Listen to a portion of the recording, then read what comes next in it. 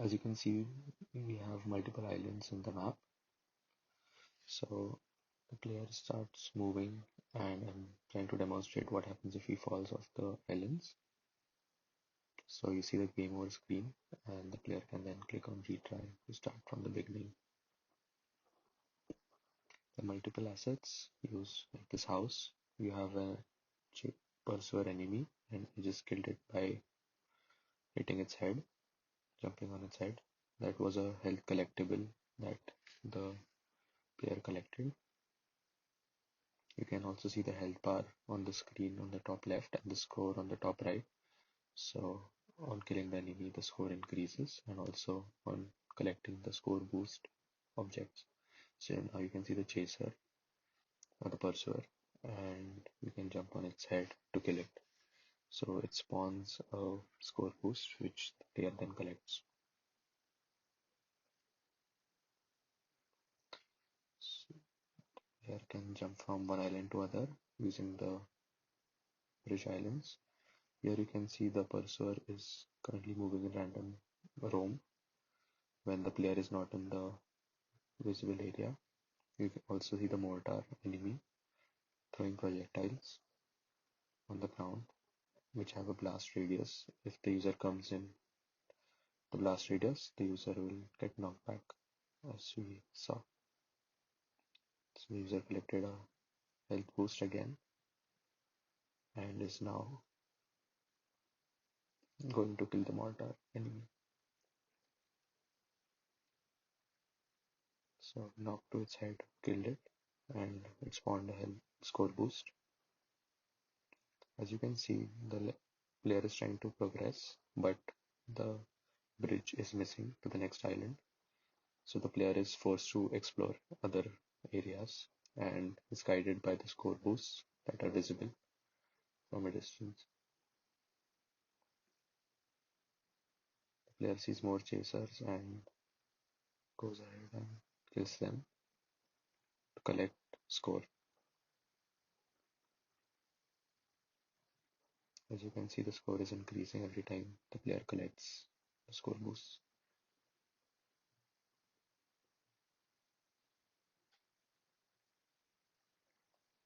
So this is a new area which the player has to visit in order to find a way to enable the bridge to the next island.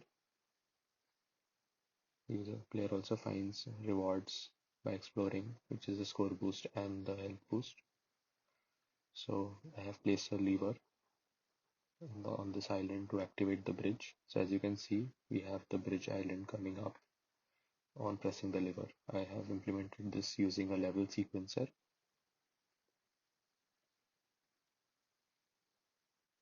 I have also added various animations to the pursuer enemies and the grenadier or the mortar enemies to throw mortar as well as to run around the map in the volume mesh. Here you can see the enemies are in random roam. Now on seeing they start chasing the player.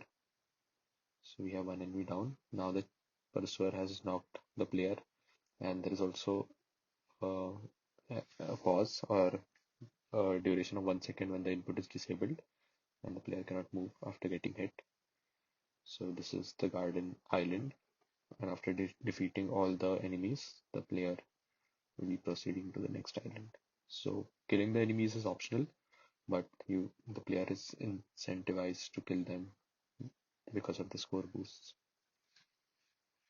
Here we have the market island where you have the grenadiers on top, the mortars on top throwing projectiles. So the player not only has to dodge them but also kill the pursuers at the same time. Here you can see when the player goes outside the mesh, the pursuers again resort to random roam. So we have a health boost placed here, which the player can collect. As you can see, they're in random roam and they start chasing once the player is back in their visible area. We saw the knockback effect again. There's also a blood spat animation when the enemy touches the player.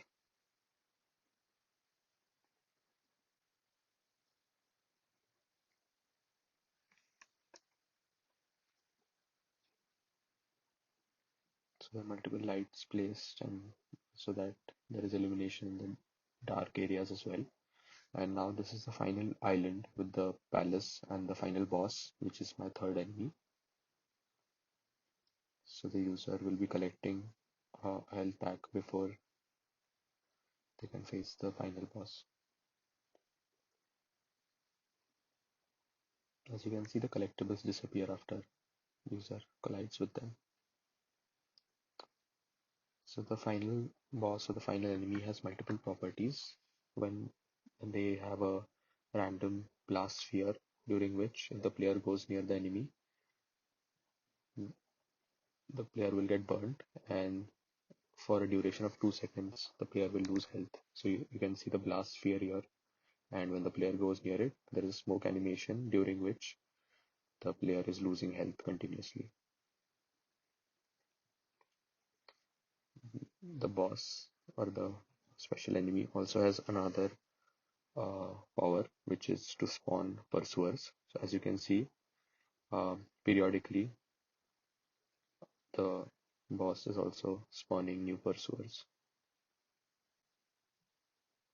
and also periodically creating the fire blast, during which the player gets burnt. Here you can see there is a game over screen when the player health becomes zero and loses to the boss. So we have a retry. I have clipped my video to start from the boss instead of starting from the beginning of the game. You can also see that there is a health bar on top of the boss. So when the player enters a sphere which is larger than the blast sphere, uh, the health bar of the boss is visible. So this helps in uh, this helps the player in killing the boss, as well as adds a special feature which shows that the boss cannot be killed in one hit, unlike the other enemies. And here you have the level complete screen, which shows up once you defeat the boss.